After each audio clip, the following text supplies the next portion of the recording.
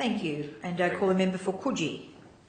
Well, thank you, Madam Speaker. I rise today to speak about the plight of those in our community who are homeless or at risk of becoming homeless. It's appropriate to highlight these issues today as this is Homeless Persons Week, an annual event coordinated by Homelessness Australia to raise awareness of people that are experiencing homelessness and surrounding issues. Having been involved in my community at a very local level for many, many years, I've seen firsthand the devastating isolation caused by homelessness. I'm incredibly passionate about providing valuable assistance to the vulnerable, so in June I asked my constituents to make donations of clothing, shoes, blankets and towels to my electorate office as part of the Coogee Winter Appeal. The local community of Coogee pulled together and showed their generosity and compassion, and I was honoured to recently deliver hundreds of donations to the St Vincent de Paul's Matthew Talbot Hostel in Woolloomooloo. I want to thank all those who donated for their generosity. These donations do really go a long way in providing some comfort and warmth to homeless people throughout winter. The sickening realities are that every night more than 105,000 people in Australia are homeless, of which approximately 28,000 are from New South Wales. Looking at these statistics in New South Wales, one in 5 is under the age of 18 and 1 in 3 is under the age of 25. Despite significant effort between 2006 and 2011, the overall number of homeless rose in New South Wales by 27%. These statistics are truly alarming, particularly given research has shown that those who first experience homelessness at a young age are more likely to experience persistent homelessness into adulthood. This year's Homeless Persons Week campaign has a particularly salient theme: homelessness, we can't afford to ignore it. The campaign highlights the harm homelessness causes to individuals, the impact of homelessness on society and the cost of homelessness to governments. Homelessness is the most extreme form of social exclusion. It is undignified and filled with regular violence and terror. It has significant and lasting impacts on individuals' physical and mental health, their self-esteem, and it creates inequality in our society.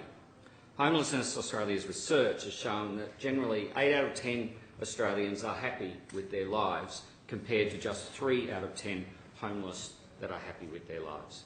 These figures are consistent with the fact that people experiencing homelessness are often marginalised and have fewer opportunities to participate in community life, pushing them further away from their potential.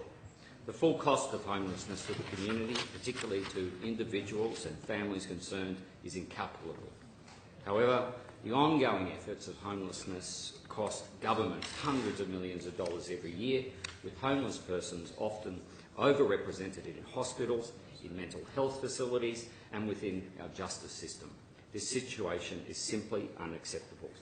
So what are the solutions and what are we doing? Well, the New South Wales government has announced $515 million over 3 years to tackle homelessness in New South Wales. This is made up of $445 million from the Going Home, Staying Home reforms and $70 million in additional measures.